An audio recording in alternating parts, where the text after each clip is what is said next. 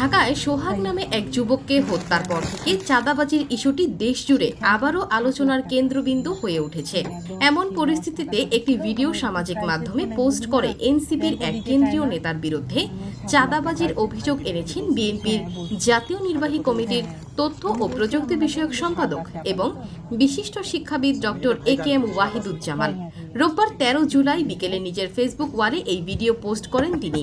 ভিডিওটি পোস্ট করার পর মুহূর্তেই সেটি ভাইরাল হয়ে যায়।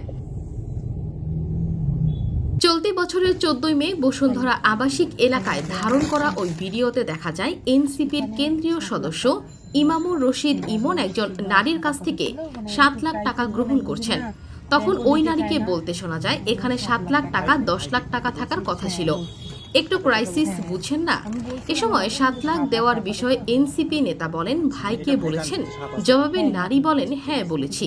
পোস্ট করা ওই ভিডিওতে ভাই বলতে কাকে বোঝানো হয়েছে সে বিষয়ে কিছুই জানা যায়নি।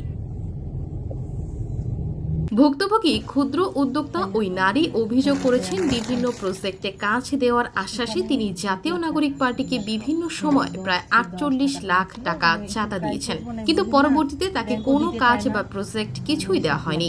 তবে অভিযোগের বিষয়ে এনসিপির কেন্দ্রীয় সদস্য ইমামুর রশিদ ইমনের সঙ্গে যোগাযোগ করা সম্ভব হয়নি। উল্লেখ্য, জাতীয় নাগরিক পার্টির বেশ কিছু নেতার বিরুদ্ধে চাঁদাবাজি, দুর্নীতি ও নারী কেলেঙ্কারির অভিযোগ ওঠে।